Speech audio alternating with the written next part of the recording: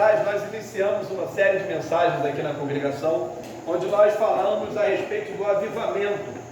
E por isso, logicamente, quando nós cantamos esse hino, acho que você já voltou na mente a respeito disso que a gente tinha falado. E aí, algumas situações aconteceram, outras mensagens vieram surgindo da parte do Senhor, e hoje aprove assim que nós retomássemos essa série de mensagens, né? Talvez finalizando hoje aqui, talvez não sei, mas a gente vai estar falando um pouco sobre avivamento. Logicamente, talvez se a gente falar sobre avivamento e buscarmos na palavra de Deus esse termo avivamento, receio eu que a gente não vai encontrar esse nome avivamento na palavra. Talvez esse termo avivamento não seja um termo extremamente bíblico, né? Um termo especificamente, melhor dizendo, bíblico. Mas, logicamente, ele é um termo que existe. E é interessante porque ele existe, porque muitas vezes nós acabamos por rotular algumas situações que houveram na própria palavra de Deus como sendo ali um avivamento acontecido. Não que haja um erro nisso, não que seja algo incorreto de forma alguma. Porém, quando a gente fala sobre isso, fica na nossa mente o seguinte: o que vem a ser então o avivamento? O que era o avivamento? O que é o avivamento que eu tanto preciso para mim? O que é o avivamento que eu desejo para a minha igreja? O que é um avivamento? Bom, respondendo a esse questionamento, o avivamento é algo que acontece conosco. E olha uma coisa, anote isso se você estiver anotando, se você puder gravar na sua mente, entenda o seguinte: o avivamento ele sempre precede, isso é, ele sempre vem antes de uma grande transformação. O avivamento, ele sempre precede uma grande reforma. Todo avivamento vem antes de algo que o Senhor vai fazer, de uma reforma, de uma transformação que o Senhor está preparando. Outro ponto que é interessante é que não há como sermos avivados sem também passarmos por essa reforma. Isso é, então, para ficar claro para a gente, eu quero dizer com isso que todo avivamento, o resultado de um avivamento é uma reforma. Se não houve a reforma, se não houve uma transformação de vida, possivelmente também não ocorreu um avivamento.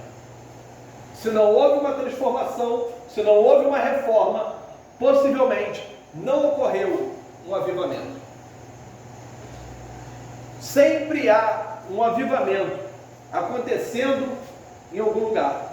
Logicamente que durante a história recente da igreja, e aí eu vou vender um pouquinho do nosso projeto do ID, né? A gente vai aprender um pouco sobre a história da igreja, e dentro da história da igreja como um todo, houveram alguns avivamentos que foram agentes de mudança do próprio país onde eles aconteceram.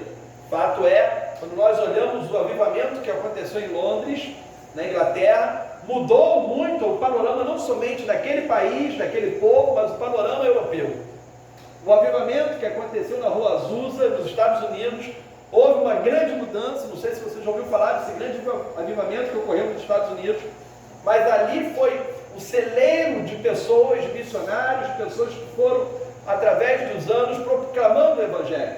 Os avivamentos dos morávios, onde tornou o Evangelho conhecido em vários países através deles. Fato é, como eu disse, todo avivamento produz uma grande reforma, seja ela nos corações de cada um de que passa o avivamento, e também na igreja, no país, no povo como um todo. O avivamento, ele quebra todo o passado.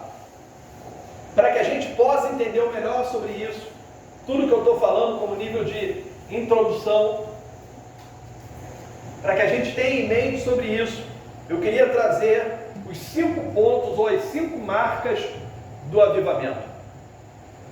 Abra sua Bíblia comigo.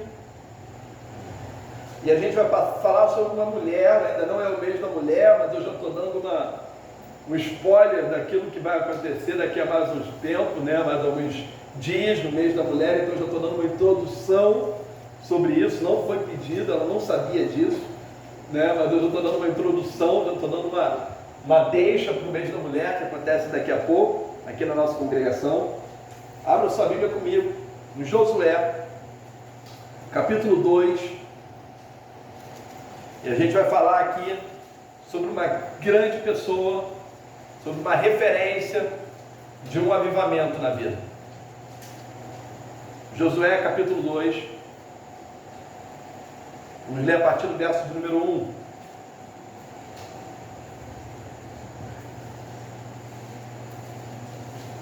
Amém? Josué é um livro bem fácil de abrir, bem fácil de achar, está logo no iníciozinho.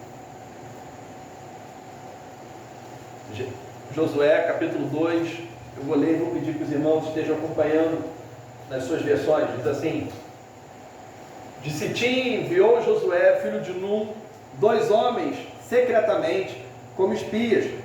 Foram, pois, e entraram na casa de uma mulher prostituta, cujo nome era Raabe, e pousaram ali. Então se deu notícia ao rei de Jericó, dizendo: eis que esta noite vieram aqui os homens dos filhos de Israel para espiar a terra. Mandou, pois, o rei de Jericó dizer a Raabe: faze sair os homens que vieram a ti e entraram em tua casa, porque vieram espiar toda a terra. A mulher, porém, havia tomado e escondido os 2 homens, e disse: é verdade que os 2 homens vieram a mim, porém eu não sabia de onde eram. Havendo-se de fechar a porta, sendo já escuro, eles saíram, não sei para onde foram. Ide após eles depressa, porque os alcançareis. Verso 6. Ela, porém, os fizera subir ao eirado e os escondera entre as canas do linho que havia disposto em ordem no eirado. Foram-se aqueles os homens após os espias pelo caminho que dá aos vales do Jordão, e havendo saído os que iam após eles, fechou-se a porta. Verso 8. Antes que os espias se deitassem, foi ela ter com eles no eirado, e lhes disse: bem sei que o Senhor, vosso Deus, que o Senhor vos deu esta terra, e que o pavor que infundis caiu sobre nós, e que todos os moradores da terra estão desmaiados. Porque temos ouvido que o Senhor secou as águas do Mar Vermelho diante de vós, quando saíes do Egito, e também o que fizestes aos 2 reis dos amorreus, Sehon e Og, que estavam além do Jordão, os quais destruístes.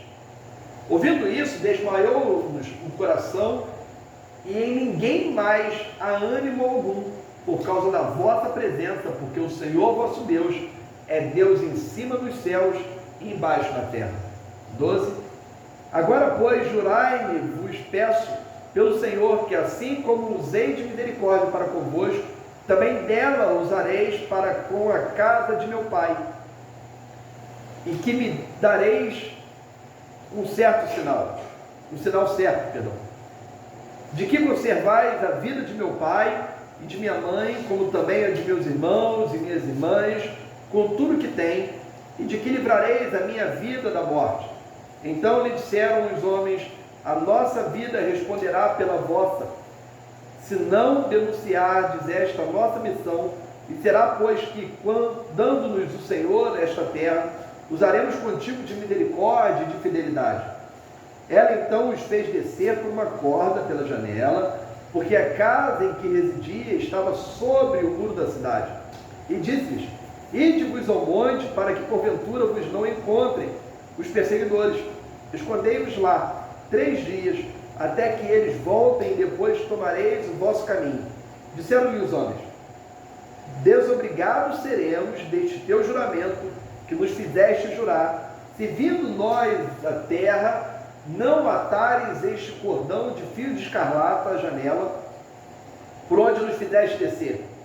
E se não recolheres em casa contigo teu pai, tua mãe e teus irmãos e toda a família de teu pai, qualquer que sair para fora da porta da casa, da tua casa, o seu sangue lhe cairá sobre a cabeça, e nós seremos inocentes, mas o sangue de qualquer que estiver contigo em casa caia sobre a nossa cabeça, se alguém nele puser a mão. Verso 20. Também, se tu denunciares esta nossa missão, seremos desobrigados do juramento que nos fizeste jurar. E ela disse, segundo as vossas palavras, assim seja. Então os despediu e eles se foram, e ela atou um cordão de escarlata à janela. Foram-se, pois, e chegaram ao monte, e ali ficaram 3 dias, até que voltaram os perseguidores, porque os perseguidores os procuraram por todo o caminho, porém não os acharam. Assim, os 2 homens voltaram e desceram do monte, passaram e vieram a Josué, filho de Nun, e lhe contaram tudo quanto lhe acontecera. E disseram a Josué, certamente o Senhor nos deu toda esta terra nas nossas mãos, e todos os seus moradores estão desmaiados diante de nós. Amém? Certamente você, assim como eu, ou mesmo não sendo um cristão, muito possivelmente você já ouviu algo sobre essa mulher. Muito possivelmente você já ouviu essa história. E muito possivelmente você já ouviu a história de um homem chamado Josué, que pela sua fé no Senhor, obedecendo a voz de Deus, chega numa cidade grande, com grandes muralhas, e ali, através de um ato profético, com a mão do Senhor, todo aquele muro, a muralha daquela cidade vai ao chão. Aquela cidade chamava-se Jericó. Mesmo você não sendo um cristão, eu tenho quase certeza que você já ouviu falar sobre esse homem e sobre a batalha que ocorreu ali. Alguns pontos eu queria falar com os irmãos nessa noite. Primeira coisa é que, embora em tamanho, aquela cidade era uma cidade muito pequena, mas ela era muito fortificada, e alguns historiadores acreditam que aquela cidade ali era certamente um ponto militar. Era estrategicamente colocada ali como um ponto militar, e a maioria dos seus moradores, a maioria daquelas pessoas que viviam ali, eram militares. Interessante algumas outras coisas é que, como era uma cidade muito pequena, e geralmente naquela ocasião, a história nos diz que as pessoas que ali governavam eram tidas, eram vistas como reis. Tanto nós vemos no verso número 1, verso 2, perdão, que o próprio rei de Jericó, na verdade ele era um governante daquela cidade, poderíamos pensar hoje, talvez como um prefeito daquela cidade. Essas pessoas, naquela ocasião, eram tidas como um rei. Então, dessa forma, aquela pequena cidade era vista também como um reino. Como eu disse, ali, o texto que nós acabamos de ler, nos mostra algumas outras coisas. Primeiro ponto que eu quero destacar com os irmãos, e antes disso quero mostrar para os irmãos quais seriam os meus propósitos nessa noite, quais seriam os meus objetivos. Eu tenho 2 objetivos nessa noite. Meu primeiro objetivo é dizer para você que o amor de Deus, ele alcança a todos. O amor de Deus alcança qualquer pessoa. O amor de Deus, ele está preparado para alcançar qualquer um de nós. Não importa a sua classe social, não importa a sua cor de pele, nada disso é importante. Não importa quanto dinheiro você tem no banco, o fato é que o amor de Deus está pronto para alcançar qualquer pessoa. Esse é o meu primeiro objetivo. Meu segundo objetivo, diante daquilo que nós já tratamos aqui um pouco antes, é te mostrar que toda transformação, ela é resultado de um avivamento. Para isso, o primeiro ponto, se você está anotando, coloca aí na tua anotação, o primeiro ponto, o avivamento, ele surge em lugares inesperados. Diga para a pessoa que está do seu lado, o avivamento surge em lugares inesperados. Nota aí. Irmãos, olha que coisa interessante. Nós, como acabamos de falar, só para que a gente possa entender também, a expressão hebraica, que diz aqui na palavra, no verso 15, dizendo que a sua casa, a casa de Raabe, ela estava sobre o muro da cidade. Podemos entender uma coisa que é interessante, segundo alguns historiadores, eles dizem que os muros, havia um muro e havia um espaço entre um muro e outro, entre 2 paredes desse muro, e nesse espaço, pessoas faziam casas ali. Algumas pessoas que eram mais necessitadas, pessoas com baixa renda, digamos assim, construíam casas ali. Muitas vezes, Jefferson, havia depósitos ali. no meio do muro, entre os dois muros, né? E é justamente essa largura que dava, pessoas poderiam passar de charretes em cima, soldados passavam de charretes por cima desses muros, justamente por cima dessas casas. Creio eu que Raabe tinha com a sua casa ali, dentro ali daquele espaço do muro, e sua casa ficava meio que no alto, porque ela tinha uma parte alta da sua casa. E é interessante porque muito provavelmente eu creio que a casa dela ficava logo na entrada da cidade. Era bem estratégica ali. A casa de Raabe, irmãos, a palavra nos diz que a casa de Raabe, ela, em termo em hebraico, dizendo Bet Isha Zona, que significa que é a casa de uma mulher prostituta. Esse era o termo que poderia dizer ali. Porém, esse vocábulo, esse nome zona ali, poderia entender também que é uma casa onde uma mulher possui relacionamento com homens, com diversos homens. Por isso, entende-se que ela sim era uma mulher prostituta. Mas uma outra coisa também nos chama a atenção, que além disso, aquela mulher ali, ela também, aquela casa dela ali, poderia servir também de uma hospedaria. Isso justifica, irmãos, aqueles 2 espias que foram enviados ficarem pousados na casa dela. Porque a casa dela não era simplesmente um local para os homens, uma casa de prostituição, mas também uma hospedaria. Então, justificando assim, por que aqueles 2 homens de Israel iriam naquela casa? Até porque, lembremos que a prostituição era um pecado abominável ao Senhor de Israel. Então, eles não poderiam frequentar esse tipo de ambiente, por isso ali era uma hospedaria. E aí o que eu quero trazer para os irmãos? O primeiro ponto, como eu disse, é o avivamento surge em lugares inesperados.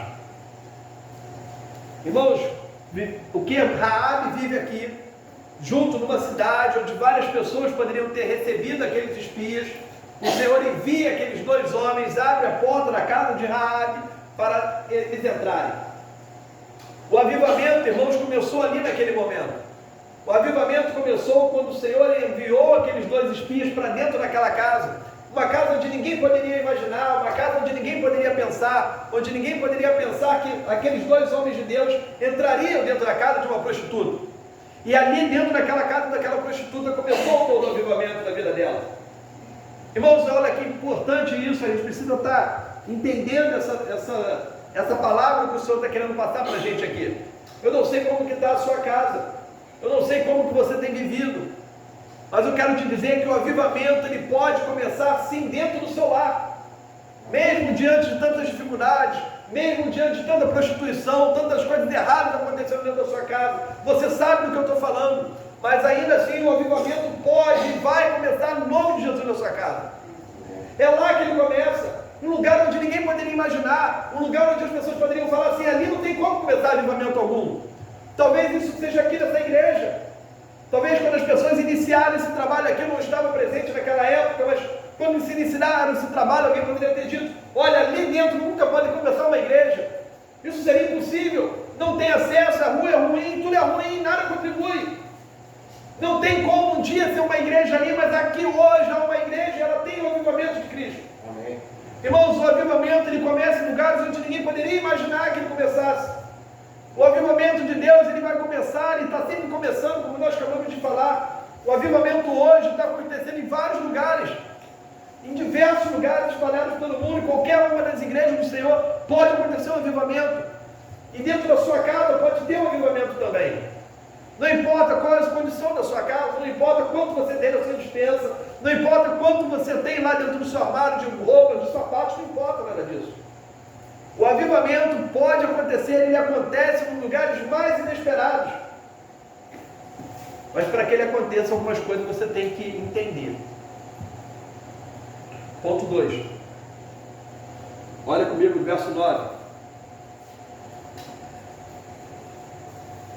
Raabe falando com aqueles homens, ela disse: bem sei que o Senhor vos deu esta terra, e que o pavor que infundis caiu sobre nós, e que todos os moradores da terra estão desmaiados. Segundo ponto, o avivamento, ele precisa começar em você. Talvez a sua casa esteja numa situação complicada. Talvez você esteja vivendo hoje uma situação complicada na sua casa. Ou talvez você está esperando que a sua igreja comece um grande avivamento. Que a sua igreja seja avivada. Mas, querido, o avivamento ele precisa começar em você. Você não pode depositar a sua esperança de ser reanimado, de ser reavivado em outra pessoa qualquer. Não coloque em mim essa responsabilidade. Porque ela não é minha, é sua. Não transfira para ninguém. Para com esse complexo de Adão e Eva, não chegaram, foi a mulher que você me deu, já foi o homem que veio, não importa. É você que precisa ser avivado. Esse avivamento começa na sua vida, começa contigo. Olha o que a gente acabou de falar, Raabe, ela entendeu, pessoas tinham entendido isso. Ela diz aqui, ó, bem sabemos, os moradores estão desmaiados, eles não sabem para onde vão. Eles já ouviram falar dos deuses, eles já ouviram falar de vocês, eles sabem que vocês estão à porta, sabem que Deus está com vocês. Raabe sabia daquilo, e os outros daquela cidade também sabiam disso. Mas ela foi a única que recebeu o avivamento. Amém. As pessoas da sua casa sabiam disso, a sua família estava sabendo daquilo, todos tinham ciência disso, mas só ela hospedou os espias. Só ela recebeu aqueles que trariam o avivamento para a casa dela. Não se importando pela condição dela, não se importando se ela era uma prostituta, quem ela era, não importa. O avivamento pode começar em você. É em você que ele começa. Quantas vezes, irmãos, eu vejo pessoas falando para mim, não, eu estou cansado da igreja, porque não tem isso, porque não tem aquilo, porque é aquilo outro. Para com desculpa. Para com essa conversa fiada. Isso é desculpa. Você quer jogar nas costas de alguém uma incompetência que é sua, uma frieza que é sua. O avivamento ele precisa começar em você. É com você que o avivamento começa. Se você quer uma casa diferente, se você sonha com um lar diferente, ele precisa começar em você. Não é no seu pastor, não é no seu diácono, não é em ninguém, é você que precisa. O avivamento começa em você, é em nós, é em cada um, é singular. Só que ele não fica só em você, aí que é legal. Ele não para em você, ele começa em você, mas é transmitido para outros. Quando você entender isso, e olha o que a gente está vendo aqui. Depois a gente vai falar um pouco mais sobre esse ponto, mas o que você precisa entender claramente é que o avivamento começa em você. Se você quer que a sua casa seja avivada, se você quer que a sua igreja seja avivada, se você quer que no seu trabalho tenha um avivamento, no seu trabalho pessoas sejam ganhas para Cristo, esse avivamento é sua responsabilidade. É com você, querido. Para de transmitir isso para os outros. Para de covardia. Para de medo. Para com isso. Vive passando a responsabilidade para outras pessoas. Vive colocando o dedo para outras pessoas. Para com isso. Assume o seu posicionamento. Para de me dizer que está assim, que está assado, que é culpa disso, que é culpa daquilo, eu estou desanimado. Para com isso. É absurdo. O avivamento é seu, querido. Ele não começa contigo. É você que começa a ser avivado. Aquela mulher largou tudo, numa situação que estava complicada para ela, onde ninguém poderia parar na casa dela. Mas dois homens chegam para lá, chegam na casa dela, uma casa que ela já conhecia, já tinha ouvido falar que era Deus. Só que, ponto 3, é que o avivamento, ele não pode ficar só no ouvir. Todo avivamento, ele requer ações. Eu vou repetir. Todo avivamento, o avivamento, ele não pode ficar somente no ouvir. Senão não é avivamento. Senão não houve um avivamento. O avivamento, ele requer de você. Se ele começa em você, é você que tem que começar a agir. O avivamento, ele requer de você ações. Está na hora de acordar, querido. Vamos despertar. Desperta, igreja. O avivamento, ele requer ações. Você tem que fazer alguma coisa. Para de ficar com o braço cruzado, sentado nesse banco confortável. Ó céus, ó céu. Tinha um desenho, não tinha na época do Isaac? Ó céus, ó com Deus. Sempre tem negócio desse assim, ó, azar. Não tinha? No seu tempo? No tempo do Isaac, tinha um desenho desse, né? Reclamava de tudo, nada dava certo para ele. E culpava tudo. É ação, querido. Não adianta ficar só ouvindo palavras bonitas, eu vou para a igreja, ouço, fala. E se você não tem uma atitude? Olha comigo o verso 10. Diz assim: porque temos ouvido que o Senhor secou as águas do Mar Vermelho diante de vós, quando saíes do Egito, e também o que fizeste aos dois reis dos amorreus, Sehon e Og, que estavam além do Jordão, os quais destruístes. Olha como é que ela começa a frase: porque temos ouvido. Eles ouviram. Ela também ouviu. O povo naquela cidade de Jericó estava ouvindo o que estava acontecendo. Talvez você já tenha ouvido falar de milagres. Talvez você já tenha ouvido falar de pessoas que uma só pessoa naquela casa era evangélico, era cristão. E você ouviu falar que depois toda aquela família foi ganha para Cristo. E você ficou olhando assim: que coisa linda, quando eu queria. Aquilo para mim pode ser uma utopia, talvez você pense dessa forma. Isso nunca vai acontecer comigo. Mas olha o que acontece aqui. Primeiro eles ouviram falar. Olha o verso 11. Ouvindo isso, desmaiou-nos o coração, e ninguém mais há ânimo algum, por causa da vossa presença, porque o Senhor vosso Deus é Deus em cima nos céus e embaixo na terra. Primeira coisa que ela fez, que Raabe entendeu aqui, é ela que precisava ouvir. Talvez você esteja vindo na igreja há tanto tempo e você só ouve.